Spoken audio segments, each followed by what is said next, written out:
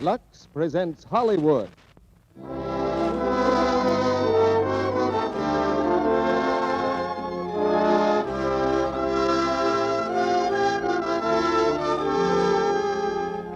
The Luxradiotheatre brings you Lana Turner and Pierre Aumont in Crossroads. Ladies and gentlemen, your producer, Mr. Cecil B. DeMille.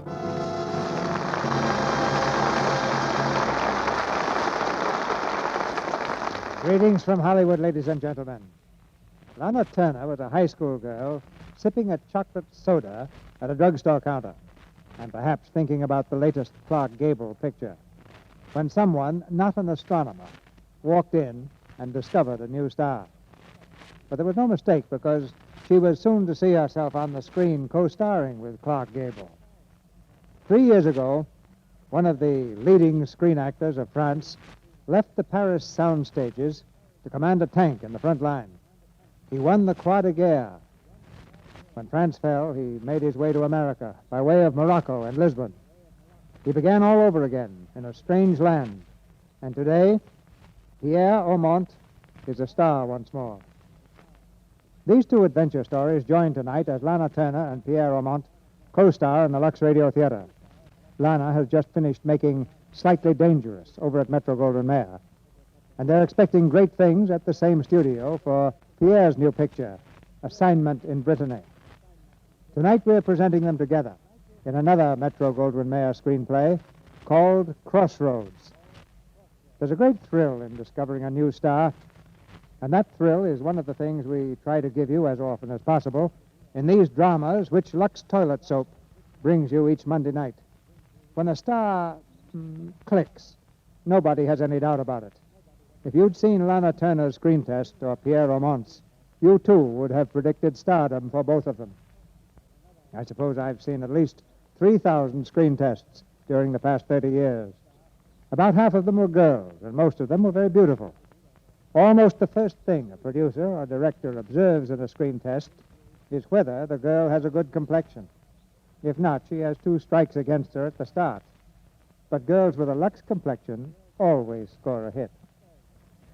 But it's time right now for the first act of Crossroads, starring Lana Turner as Lucienne and Pierre Aumont as David Talbot.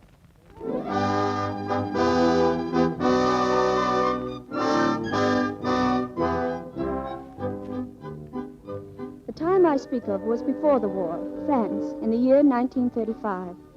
Or is it only 8 years ago? It seems so much longer.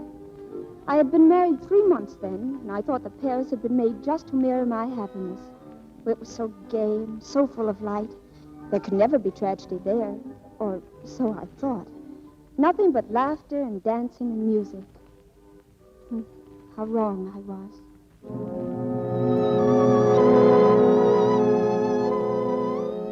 My name is Lucienne Talbot. My husband was David Talbot of the Foreign Office. He was young and brilliant, well on his way to becoming an ambassador. He used to joke about it as if it didn't matter. Oh, but we both knew how much it meant to him. And then one evening, just before dinner, the letter came. The letter that was to change our entire life. I remember telling him I had a surprise for him in the dining room. What do you mean, close my eyes? We'll close them, and no peeking, David. All right. Well, what happens now? Right over here, please. Now, open. Ooh, what's that? Well, what does it look like? I baked it myself, with a little help from the cook. A cake. But what is it for? Oh, darling, it's your birthday, of course. With 91 candles. No, of course not. Let's see. 91 candles, 91 days. Oh, we have been married 3 months. And you forgot. Darling, I'm so sorry. Well, don't speak to me. I despise you. Darling, would it help if I kissed you? Well, it might. Look at him. Did I tell you this morning I'm a very happy man? Yes? Oh, did I? And did I tell you this evening? Uh-huh. Oh. Well, it must be true, Oh, David. Excuse me, madame. Yes, Albert. Madame, this package came for you this afternoon. A package? Oh, well, let me have it, Albert. And, monsieur, this letter was delivered at the door just a few minutes ago. Thank you, Albert. Darling, it's a bracelet. With the compliments of the groom. Oh, but you told me you forgot. Oh, no. You told me. Oh, David, it's lovely. Did you pick it out yourself? You know, it makes me feel just like a bride. Darling, you'll always be a bride. David. Wait a moment, dear. Tell me something. When does a bride become a wife? David. David, what's the matter? This letter. What is it? Who is it from? I don't know. Here, read it. Dear Jean. Oh, well, that's not for you. It's addressed to me on the envelope. Go on. Well, it says, allow an old friend to congratulate you on your noble career. Accept my good wishes for a happy life with your bride. You are now able to pay me that old debt of 1 million francs. 1 million francs? Read the rest of it. May I suggest that you deliver the money to the old deserted farm, Santé Road. Throw it over the wall at 11 tonight. I'm sure you will understand the reason why this letter must remain unsigned. But what does it mean, David? I have no idea. Well, what are you going to do? Well, there's only one thing I can do. David, I'm frightened.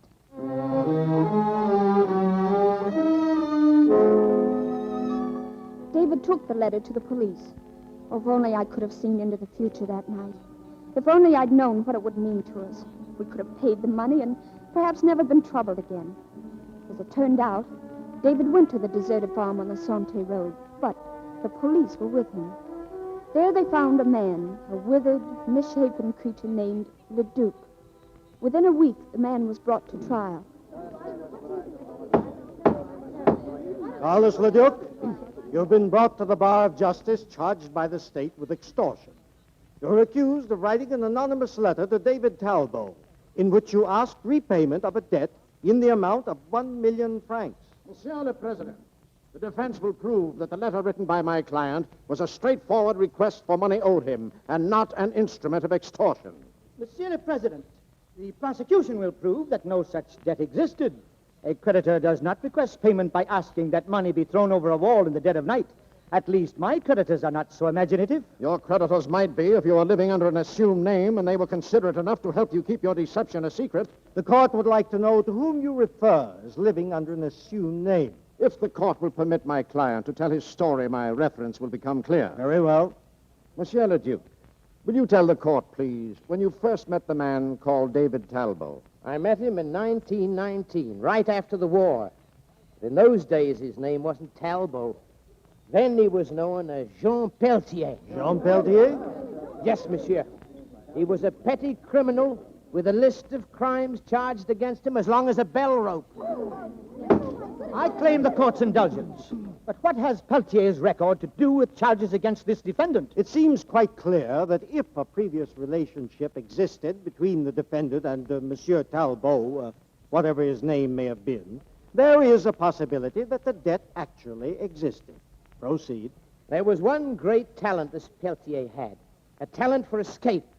He was never caught by the police. It was in 1922, 3 years later, that he came to owe me 1 million francs. It was a decent debt. What were the circumstances of the debt? I regret I'm not at liberty to give further details. Maybe Monsieur Talbot will explain. Continue. 13 years passed, and I'd never heard of Jean Peltier. Then one day, about 3 months ago, I saw his picture in the paper. It announced his marriage to Lucien de Corville. I realized that Jean had changed his name. But whatever his game was, I had no wish to spoil it. All I wanted was my 1 million francs.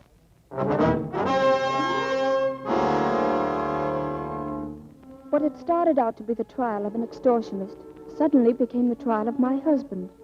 While Leduc was testifying, David sat staring at him, a puzzled frown on his face, the expression of a man who was trying desperately to remember. The spectators in the court leaned forward to catch a glimpse of him.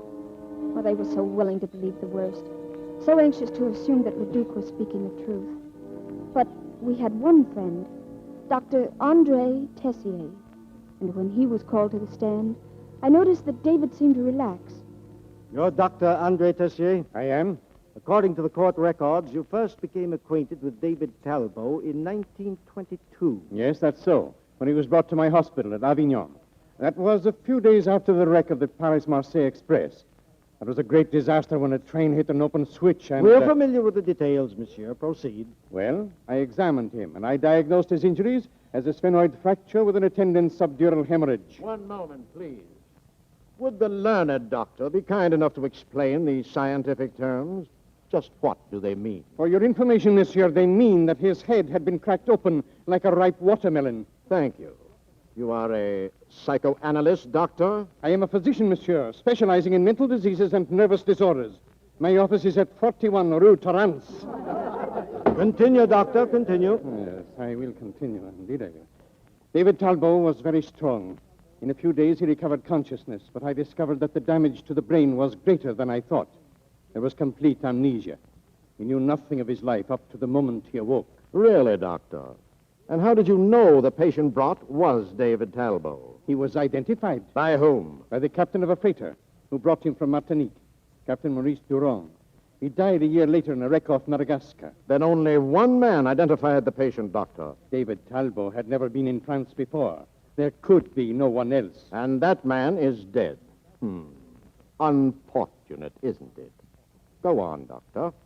Under careful and prolonged treatment, David Talbot became normal in every respect except one, memory. He still is cut off by a veil of blackness from that period of his life prior to 1922. Have you any further evidence to contribute, doctor? No, there is nothing more to tell, except that during these years, I became David Talbot's friend, as well as his physician. I know his soul as well as his brain. And to say that he is a criminal is rubbish. That is all, doctor.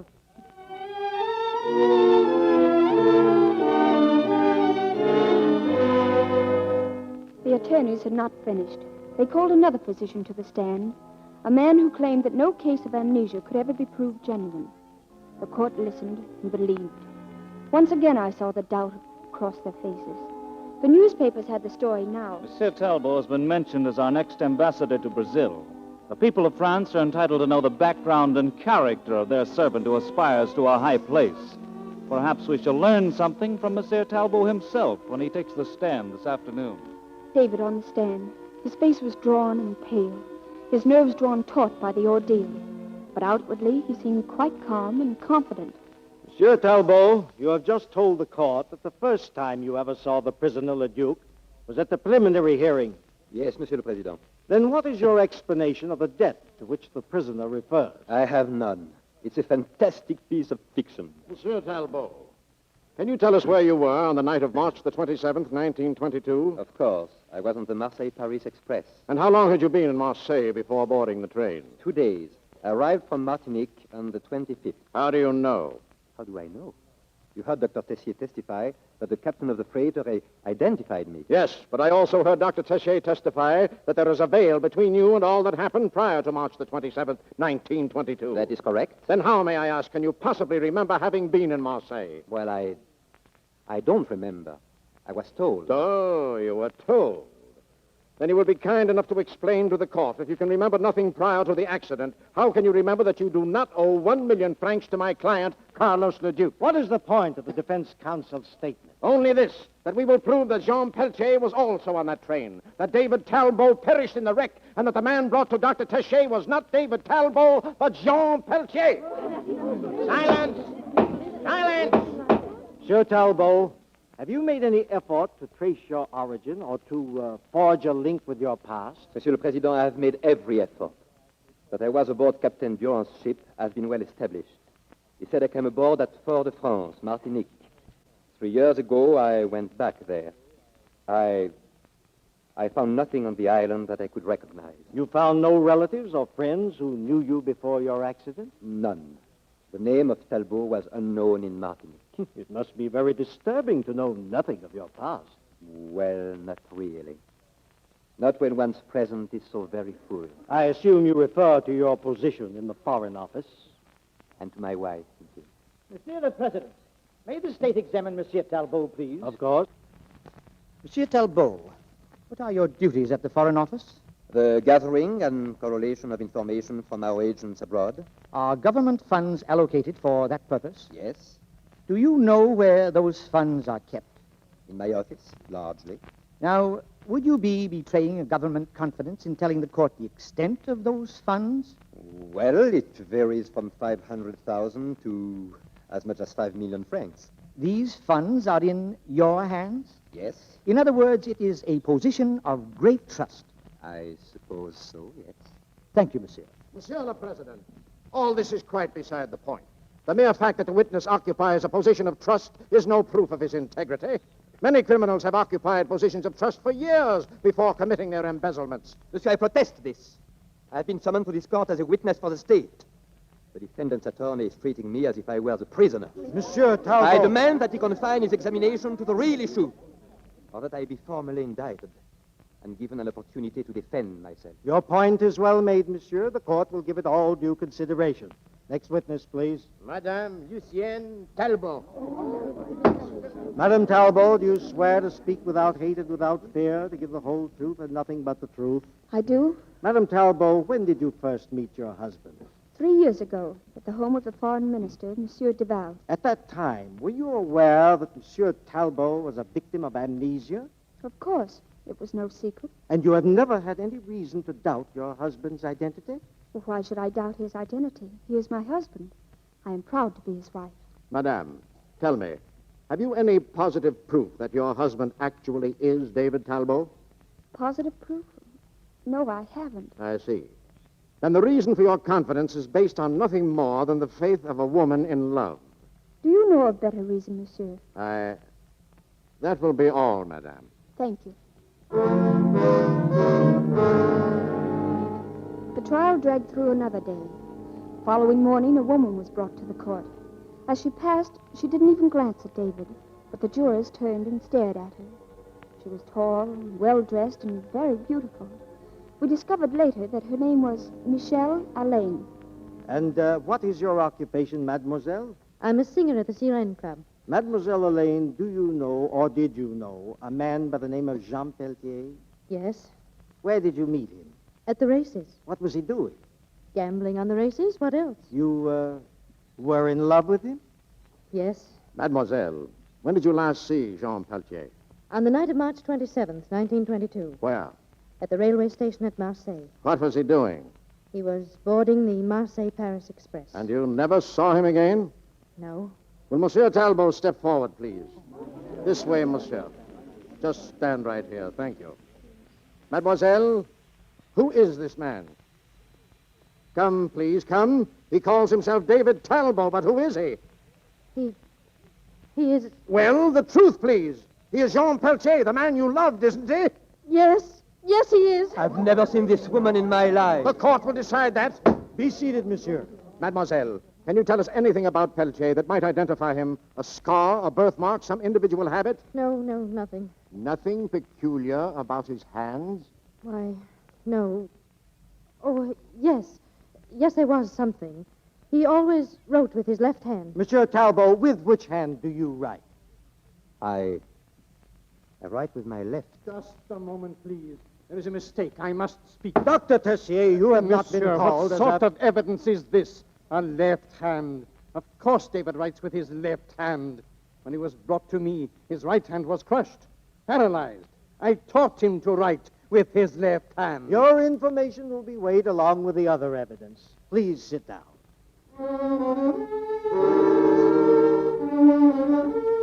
That afternoon, a note was given to the prosecuting attorney.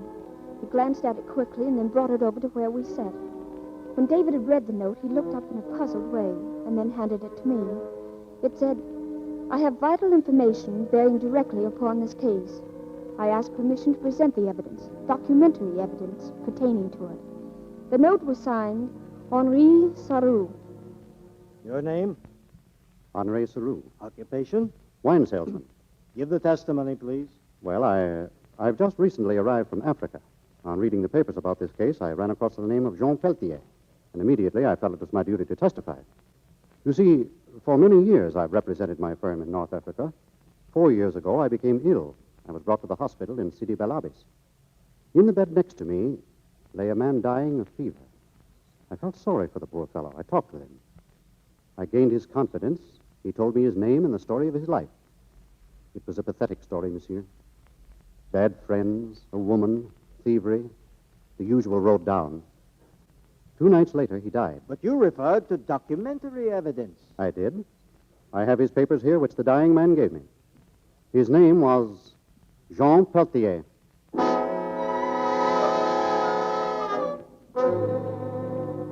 The trial was over, and the man Leduc sentenced to a year in prison. A week later, we gave a party, David and I, to celebrate the end of our troubles. Darling, Yes? te amo, ma querida. Oh, well, thank you, David. But what does it mean? Why, that's Portuguese. It means you are lovely, you are beautiful, you give me vertigo, and I adore you.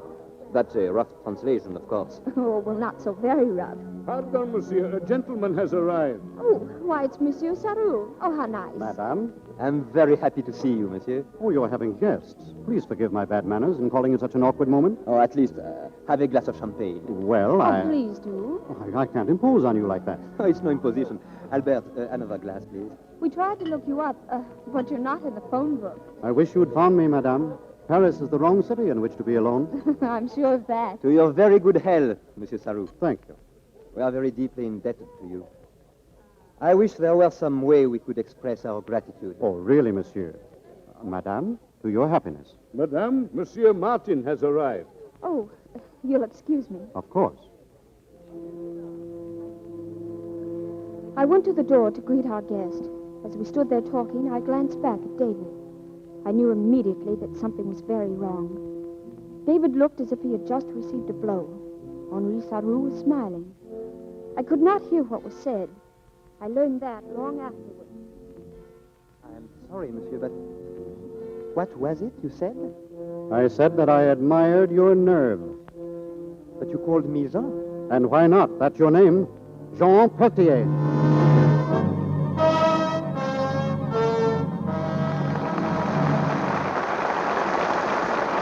After a brief intermission, we'll hear Lana Turner and Pierre Aumont in Act 2 of Crossroads. And now, greetings to our young friend Sally. May I ask what that paper is in your hand, Sally? Mr. Kennedy, I have written a poem. Well, Sally, that isn't like you. Must be because spring is right around the corner. Okay, go ahead, but be quick. But first, have you heard this one? She's always in a lather. That's why her skin's so nice. Sally. It's a Lux soap lather, you see, Mr. Kennedy. Sally, either you read that poem right now or else. Well, it's called To the Ladies, and it goes like this. If you'd be pleased with your reflection in the mirror, lady mine, just be sure that your complexion is a Lux one, smooth and fine. That's no poem, that's a jingle. There's another verse, though. If you want to be attractive, rouse the love light in his eyes, use a lather that is active, give your skin a care that's wise. That's all, Mr. Kennedy. And now you can give a little prose talk on why Lux Toilet Soap Care is wise. Well, then, here's why, very briefly. Lux toilet soap, you see, is made of only the finest ingredients. Its lather is luxurious, creamy. That's why it's right for delicate skin, why it cleanses thoroughly, but very gently, too. 9 out of 10 screen stars use Lux toilet soap daily. So why don't you try this gentle care for 30 days? Use it as screen stars do. Smooth lots of the creamy Lux soap lather well into your skin. Rinse with warm, then cold water, and dry with a soft towel. Do that several times a day, always at bedtime, and see what a difference it makes in your skin. It'll feel softer and smoother. Look lovelier, too. Get some fine white Lux toilet soap tomorrow. Now, our producer, Mr. DeMille. Act 2 of Crossroads, starring Lana Turner as Lucienne and Pierre Aumont as David Talbot.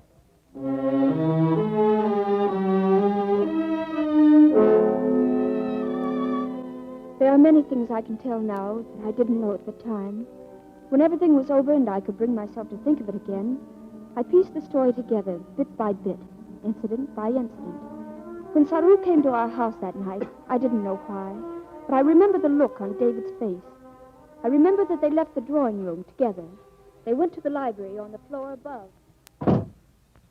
We can talk here, Monsieur Sarou. Splendid, Jean. Why do you insist on calling me Jean? What's your game? It's no game. Why have you come here? What is it you want? I want 1 million francs. Really? Why should I give you 1 million francs? Because you're a man with such a delicate past that to talk about it would cause you great embarrassment.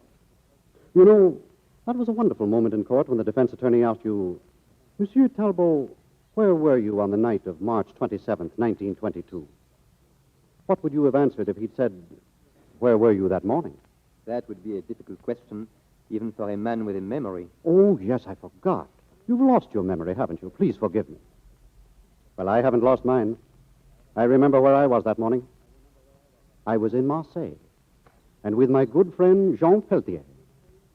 It was a cold morning, that March 27th. I remember the old messenger wore earmuffs as he stepped out of the bank, carrying rather a large briefcase. He climbed into the taxi and ordered the taxi driver to take him to the Crédit Lyonnais Bank. What are you trying to tell me? I also remember that the taxi driver turned up a crooked little street where, for no reason at all, the motor stopped.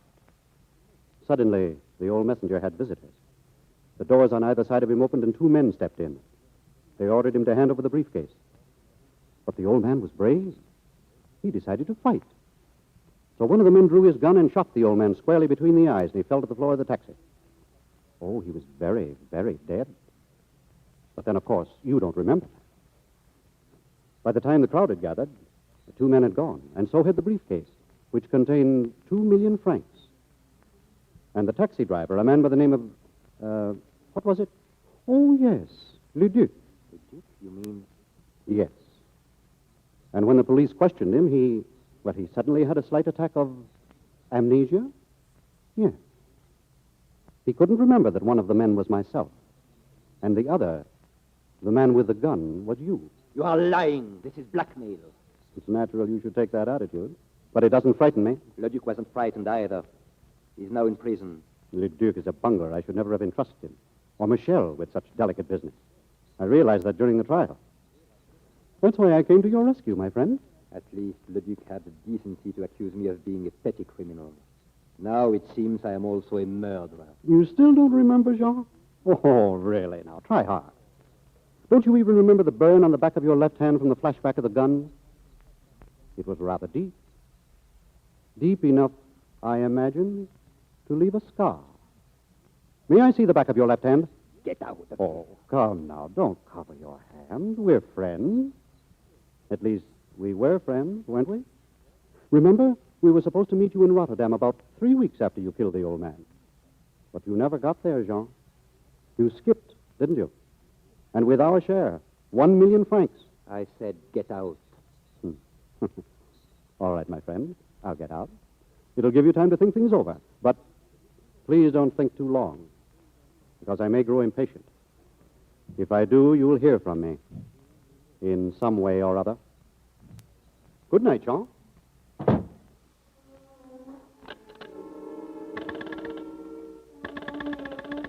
Hello.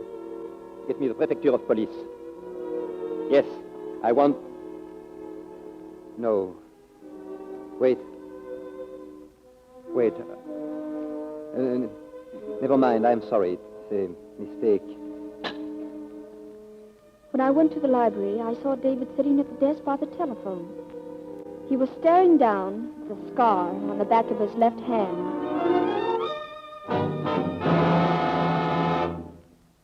It was a week later that I had a visitor.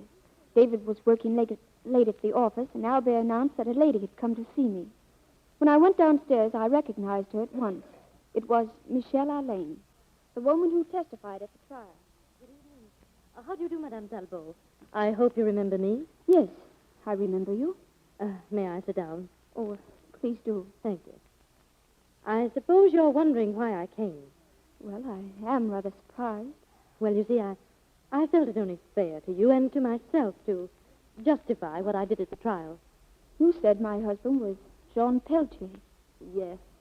Oh, I wonder if I can make you understand, Madame. It must have happened to you, too. You're walking along a street, perhaps, or sitting in the park. Suddenly a face appears. For a moment you think it's someone you know. You almost call out. And then, well, all at once the impression is gone. Well? Well, that's what happened in the court. It's been on my conscience ever since. My only excuse is that he was so much like Jean Peltier. Oh, here, Madame, I have Jean's picture in this locket. I've kept it for years. Look, Madame. Why, that's almost... You see how closely your husband resembles him? Yes, they are very much alike. Oh, the locket, please, madame. Oh, I'm sorry. Here. Thank you. Well, I'll go now, but I felt I owed you a personal apology. Well, you're very kind. I'm sorry your husband wasn't at home, but perhaps we'll meet again sometime. I'm at the Sirene Club. Maybe you'll drop by some evening. Why, thank you. Please come. I should like to show him the picture, too.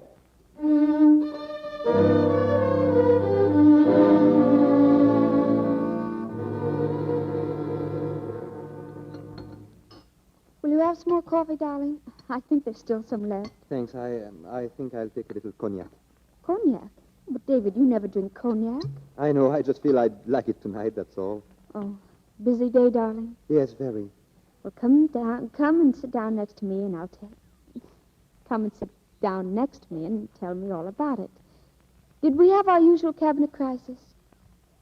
David? Mm-hmm. Oh, I'm sorry. Oh, what's wrong, David?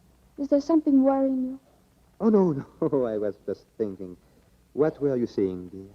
Oh, I just asked if we had our usual cabinet crisis today. No. We have them only on Fridays now. Oh, I forgot. You know, darling, sometimes I sit here at home feeling sort of useless and unnecessary. Then I think of you and how important your work is, and I think, well, I'm his wife, and if he's important, so am I. And then my ego's all fixed up. You are very nice, including your ego. What was that? Oh, just the front door, darling. Oh, I'll see with it, shall I? Well, Albert will answer it. No, it's all right. I don't mind. Excuse me, dear.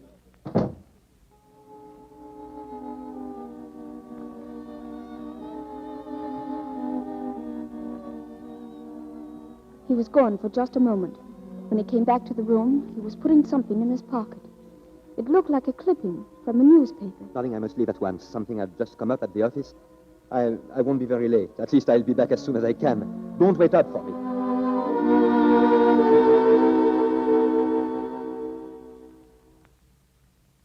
Well, sit down, Jean. Make yourself comfortable. I want to see Saru. Do you? You must have been getting his messages. I received one tonight. Oh, yes, the newspaper clipping. He told me. The Times of March 27th, 1922. Bank robber slay messenger. Escaped with 2 million francs. He has a sense of humor, hasn't he? I find it a bit morbid. Did your wife tell you about the picture in my locket? Yes. Yes, I thought she would. Look, Jean, do you remember when this was taken? No, I do not. Oh, but it is you, isn't it? A little younger, of course. A bit more handsome, Jean. Where is Saru? What do you want him for? I want to talk to him. You can talk to me. All right. Every shred of decency I have tells me I shouldn't do this. But I'll give you a check for 50,000 francs. 50,000? Oh, no, Cherie. Besides, checks make Saru nervous. I can give him cash. No, but not that kind of cash, Jean. Not 50,000 francs. No. Let's understand each other. At the moment, you have a certain nuisance value that's worth just so much to me. But don't make the mistake of assuming I believe this Peltier story. Why, you faker. For 13 years, you've lived a lie, Jean. You fooled your wife, your friends, and even your country. You must have known that someday we'd meet again. What makes you think you can fool me? I see I've made a mistake coming here. Good night. Now, wait. You're forgetting something, Jean. Saru got you into that courtroom.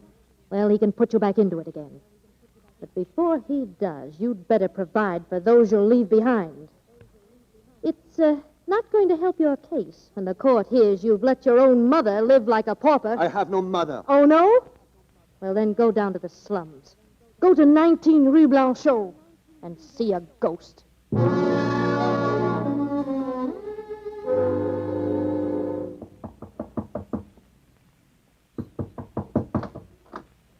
Yes? What is it, please?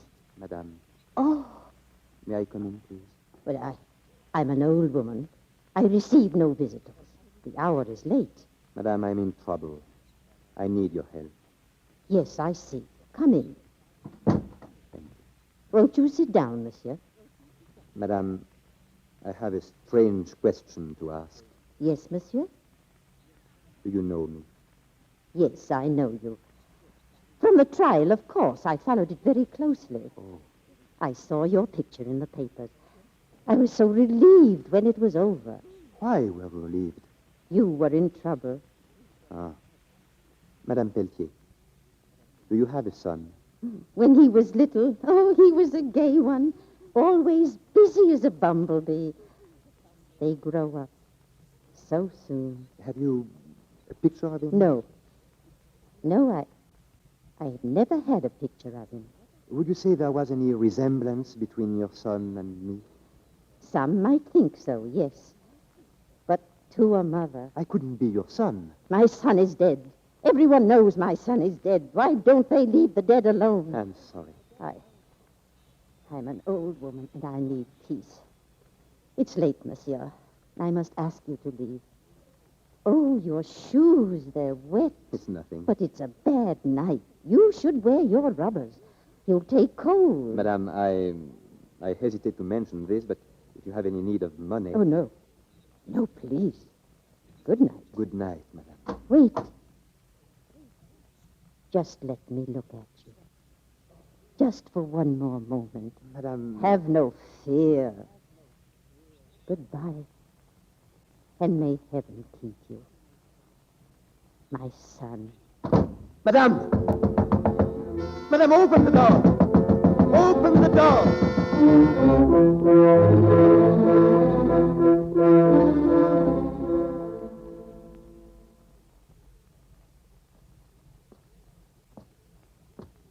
David, is that you?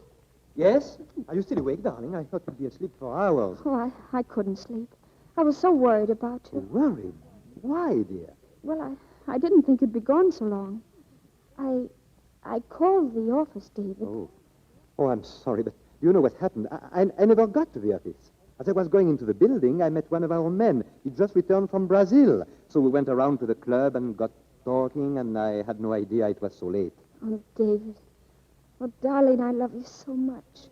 Don't ever leave me.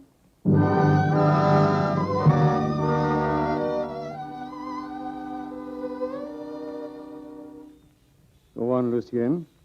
What else has you worried? Well, there are so many things, Andre. You're his friend and his doctor. That's why I've come to you. I'm your friend, too. Now, what else? Well, this morning, after David left for the office, it all came back to me again. Maybe Sarou's visit that night meant nothing, and maybe Madame Alain really meant to apologize for what she did in court.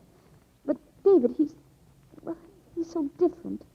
He's so changed, Andre. Oh, there's nothing to be afraid of. Your nerves have had a shock, Lucien.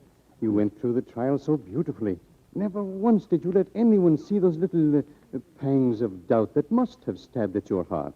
It was a strain, my dear, but that's all past now. There's no doubt any longer, is there? Andre, it's so strange. What is? I love him very much, Andre.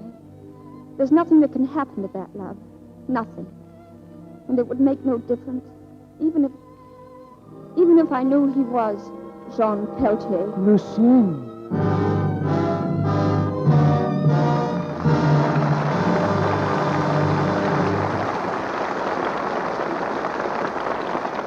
We pause now for station identification. This is the Columbia Broadcasting System.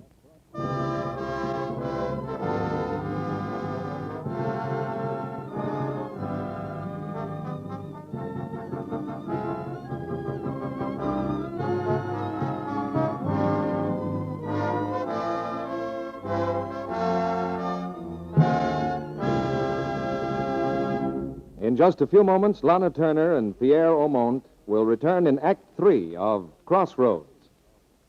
Why, Sally, you look very excited. I am excited, Mr. Kennedy, because now is the time we're going to tell everyone about our wonderful Lux and Lux Toilet Soap offer. Go right ahead, Sally. It's real springtime news we've got tonight. It's news about flowers, thrilling news. Just think. For only 10 cents and a Lux opening tab, or a Lux Toilet Soap wrapper, you get 6 large packets of flower seeds. They're first quality from one of America's leading seed houses. The kind of flowers that are easy to grow and that everyone loves. Exactly what kinds are they, Sally? Well, there are Shirley poppies, doubles and singles in scarlet and pink. Candy tuft, wonderful for borders or window boxes. And cosmos in white, pink, crimson, and purple. You know, cosmos bloom till late fall and are perfect for cutting and... Goodness me, Mr. Kennedy, I'm out of breath. Well, I'll come to your rescue, Sally. There are also morning glories called heavenly blue, and you'll find them well named. Then there are marigolds in vivid shades of gold and lemon yellow. And last, but not at all least, there are zinnias, called dahlia-flowered giants, because they give big bushy blooms in almost every vivid color you can imagine. And here's a very important fact. All these 6 packets of seeds have been specially treated with plant hormones for bigger, earlier flowers. Yes, Mr. Kennedy, these seeds are truly exceptional. And they've been chosen to give you a garden of blossoms that will flower from early summer till frost. Have borders of them around your Victory vegetable garden, too. And if you don't have space for a real garden, you can plant gorgeous window boxes with the candy tuft and marigolds and morning glory. Now, here's what you do to get your 6 packets of seeds. Send 10 cents and either a Lux toilet soap wrapper or an opening tab from a box of Lux Flakes to Lux Flower Garden, Box 1, New York City, together with your name and address. You can get a handy order blank from your dealer if you wish. For additional seeds, be sure to enclose another dime and either another Lux soap wrapper or another Lux Flakes opening tab for each extra set desired.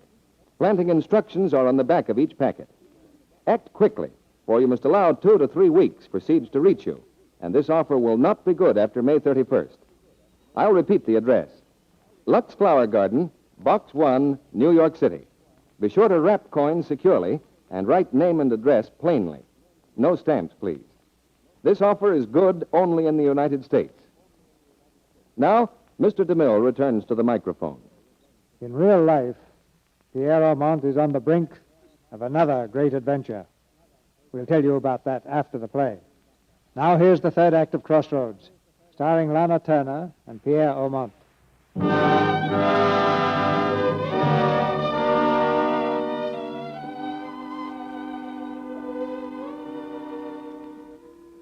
What I had told Dr. Tessier was true. It made no difference what David had done. I loved him. I loved him as David Talbot or as Jean Peltier. And I would have given anything to help him, no matter what it meant. Well, he must have known how I felt. That's why he decided that he must run away. Lucienne! Lucienne, where are you? In here, darling. Lucienne. Oh, David, aren't you ready yet? We're going to be late at the DeVals. Yes, I know. Here, look, darling. I have a surprise for you. See?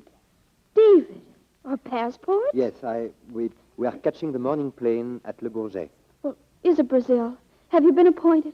Well, it isn't exactly official, but I think that privately you may address me as Monsieur l'Ambassadeur. Oh, won't it be wonderful? And, darling, just think, 2 whole weeks alone on shipboard. Oh, can't we go somewhere and celebrate? Do we have to go to that party? You must, dear. I start to tell you, I just called Martin at the office. He's asked me to help him, and, well, he's done it for me so often that I couldn't refuse him. Well, what can I tell Madame Duval? It's so late. That's all right. You run along, and I'll join you there later. About 11? All right. And afterwards, we'll do every night spot in the town, from Ciro's to Maxim's. All right. Look, darling, don't say anything about Brazil to Duval. We must be very surprised when he tells us. Oh, David, I'll swoon. Good. Now you run along. All right. I hate to go without you. Do you? I shall miss you, too. But it's only until 11. Yes. Good night, dear. Good night, David. I'll be waiting.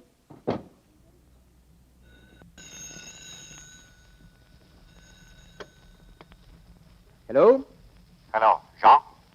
Who is this? This is Saru. Now listen carefully, Jean, and please don't interrupt. I just want you to know that you are not catching that plane tomorrow. If you try, I shall have the police at Le Bourget to help change your plane. Listen. Don't interrupt. I want to see you tonight, Jean. Come to the Club Sirene at 10 o'clock with 1 million francs. And if you don't, I'm afraid you'll find yourself behind bars in the morning. I warned you I might grow impatient. Good night, Jean. Hello.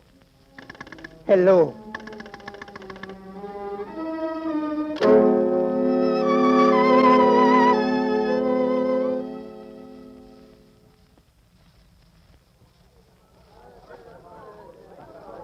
Sit down, Jean. You're late. I got here as soon as I could. Did you bring the money? I've been trying to get it. A man can't just go to his friends and ask them for 1 million francs. Then you didn't bring the money? No. You have a very devoted wife. She has jewels. How simple. Can I go to my wife and say, darling, I am a murderer. Please let me have 1,000,000 francs? I can. I can say just that. Madame, your husband's a murderer. Just a small loan. Would you mind? Oh, come now, please. There's no sense wasting any more time. Saru, I want to get you the money. I'd do anything to have this nightmare off my neck.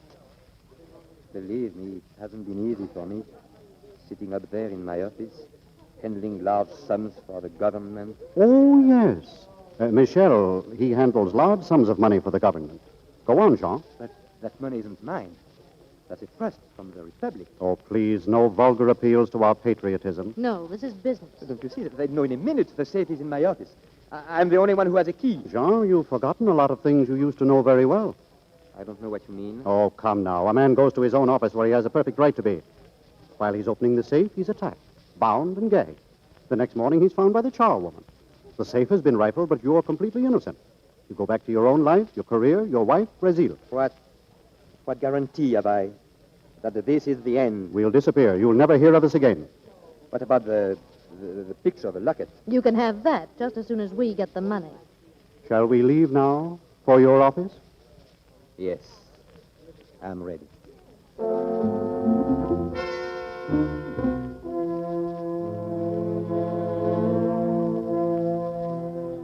11 o'clock came, and David had still not arrived at the Duval's.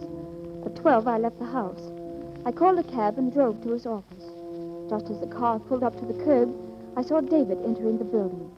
There were 2 people with him, Saru and Michel Alain. I paid the driver and waited for a moment, undecided. Then I went into the building. The night watchman was there, but he recognized me and led me up the stairs to David's office. When I got there, it was pitch black, but I saw a light flash near the safe. There they were, the 3 of them. The safe open, money on the floor. I stood there hardly breathing, and then, without even knowing what I did, I cried out to him, David! Who is it? Michel, hold the light. It's a woman. David. No, David, don't do it. Please don't, There's David. nothing else to do. Oh, but there must be. You're frightened now. I know you are, but I'll be with you. We'll face it together. But can't you see there's no other way? Well, I won't let you do it. I'll tell the police. Oh, no. No, I leave here with the money or I'll call the police. You can be the judge, madame. Lucien, why do you suppose I'm doing this? Would you prefer to see me on the guillotine? Well, what do you want me to do? Help us tie him up. Then you find him robbed, gagged, tied in a chair. The perfect alibi. You give us a chance to get out of here, and you can scream as loud as you like. All right? Yes, But remember, Wait. Did you hear something? No. I did. Saru, there's someone in the outer office. I saw a shadow. Get the money out this way. the police! The police, Michel, quick. Don't move. Don't move or we'll shoot. The back way, hurry.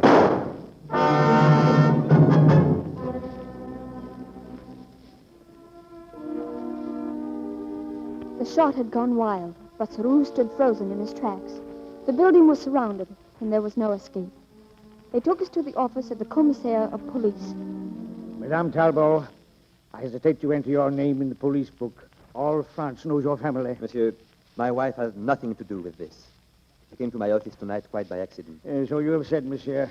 Now, Michel Alain, that is your true name, mademoiselle? Yes. Tell me, do you recognize these 2 men and this lady? Come now, come. You were a witness at the Leduc trial where Henri Saru presented the evidence which proved that this gentleman was not a criminal named Jean Peltier. Wait, please. There's no sense going on with this.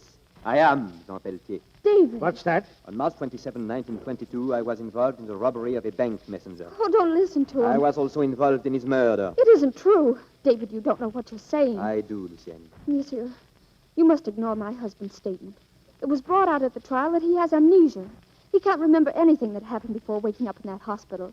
And this murder was the morning before the Paris-Marseille train was wrecked. Is this true, monsieur? Yes. Then how do you know you were involved in this robbery and murder? I was told. By whom? By my accomplice in the crime, Henri Saru. No, wait, I can't go on knowing that I helped to murder a man, Saru. I can't live with it any longer. Ever since you told me, I've been tortured by the thought. No, listen to me. Saru, I beg. And you too, Michel. Let's confess everything and throw ourselves on the mercy of the state. What? Mademoiselle Alain was connected with the crime? Yes, at that time, monsieur, she and I were, well, we were more than just friends, as you can see from this locket. May I have it, please, Michel? It was she who drove me to the station after the murder. No, I never saw this man. Not until the day I testified in court. Shut up. Henri, this is murder. You want to go to the guillotine? We have nothing to do with murder. I'll do the talking. You've talked too much already. That's why we're here. The perfect blackmail crime. It couldn't fail, you said. Shut up, you fool. I won't shut up. Well, he's not Jean Peltier. Peltier was killed in the wreck of the Paris-Marseille Express. David. Go on. Saru and Leduc went to the hospital after the wreck. They found Peltier among the dead. While they were there, they also learned that one of the survivors, Monsieur Talbot, was suffering from amnesia. And you waited all these years to blackmail me? He waited until you had something to lose. He planned everything, even that picture in the locket. It's a fake, a superimposure. Well, Monsieur Talbot, I think we've heard all we need to hear. Henri Saru, Michel Alain, I hereby order you to stand trial and decree that you be remanded to prison until such time as you are tried by the state. But it was his idea, I tell you. Saru! Come along. You hysterical fool. Hysterical? Just wait till you hear me at the trial. Well, Monsieur Talbot, you certainly took a desperate chance. Oh, not really, monsieur. I knew I wasn't Peltier. David, I don't understand. Was it you who called the police? Of course, darling. But if you knew you weren't Peltier... I didn't know it until tonight. When you left me at home, I felt it was the end of the world. After Saru called, I stood looking at our passport pictures, remembering. And then something reminded me of this picture in the locket. What, they weren't the same? Well, for all practical purposes, yes. But do you remember once, just after we were married, André Tessier was at the house. We were talking about why I combed my hair on the right side. Well, yes, I remember. Tessier said when you came to the hospital, it was combed on the left, but your head had been cut right along the part. And to cover the scar, you had to change the part to the right side. Yes. Now look, darling. This picture in the locket is supposed to have been taken before the accident. Look at it carefully, dear. What's wrong with it? Oh, of course. The part's on the right side. Exactly. Well, then you knew that this picture must have been taken after the accident. Oh, darling, you're wonderful. When you phoned me tonight and told me to send the police, I thought you'd gone out of your mind. Oh, setting the trap was easy enough. The problem was how to get Saru into it. Well, how did you do it, David? By two simple little words. Government funds. He took the bait at one gulp. Oh, my David. If you handle the Brazilian embassy as well as you've handled this, I'll be very proud of you. In here, madame. Let me go. Let me go. What's the meaning of this? Oh, it's you, monsieur. Good evening, mother. We've had this woman investigated. She is an actress permanently out of work. Friend of Saru's, of course. Why have they brought me here? Monsieur, tell them they shouldn't disturb an old woman in the middle of the night. Mother, I'm afraid you are a dead pigeon. I don't understand. All I ask is my solitude. That's what you're going to get, madame. 10 years of it. Take her out. Come along, madame. Let me go. Let me go. Lucienne, Oh, David. did I tell you today that I love you? Oh, David, remember where we are. But, darling, how can I? I have amnesia.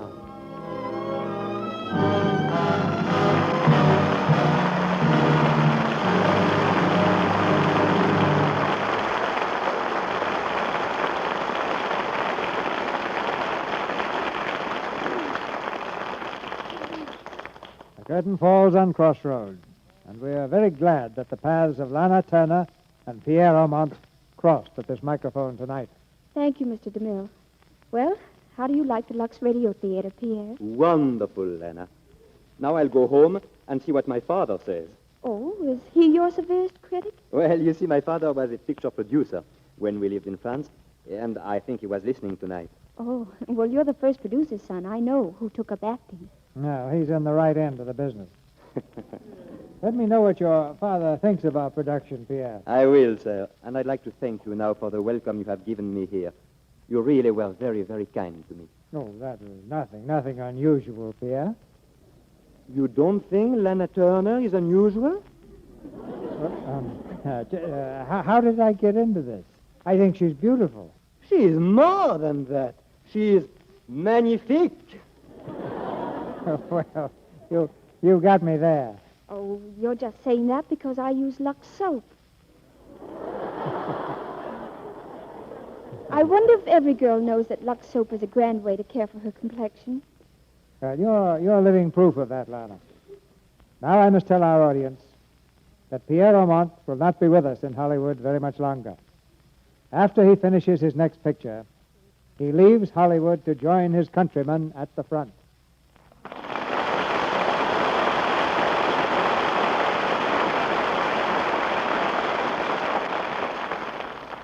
Those comrades of his and ours who are fighting for the cause of the United Nations. We wish you all the luck in the world, Pierre. Thank you. Thank you, everyone. What is your play next week, Mr. DeMille? Well, I have a telegram here that tells the whole story. It reads, "Accept with pleasure invitation for clam bake and corn roast in Luxradiotheatre next Monday night.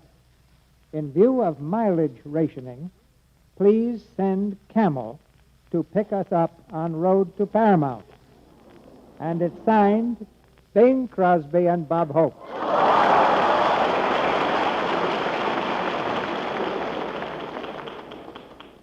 And the play, ladies and gentlemen, well, what else could it be but The Road to Morocco? Bing Crosby and Bob Hope will bring us their greatest co-starring screen success next week. And with them, we'll present Ginny Sims. Well, I know what I'll be doing next Monday. The same thing as this whole audience. Good night. Good night. Good night. Good night, Lana. Au revoir, Pierre.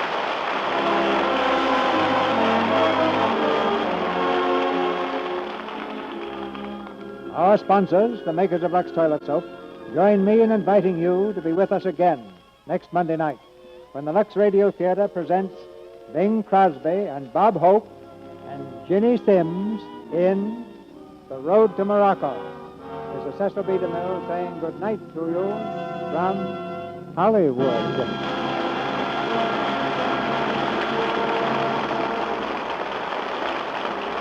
Heard in tonight's play were Bradley Page as Carew, Paula Winslow as Michelle, and Norman Field, Regina Wallace, Victor Rodman, Cliff Clark, Leo Cleary, Charlie Lung, Fred Mackay, and Ferdinand Mounier. Our Luxradiotheatre production of Crossroads has come to you with the good wishes of the makers of Lux Toilet Soap, the beauty care that 9 out of 10 Hollywood stars use to help keep their complexions beautifully clear and smooth. Our music was directed by Louis Silvers, and this is your announcer, John M. Kennedy, reminding you to tune in next Monday night to hear Bing Crosby, Bob Hope, and Ginny Sims in The Road to Morocco. Why should food rationing and shortages worry me? I know how to get vitamins and minerals for my family. I just buy Vims and add them to my ration meals.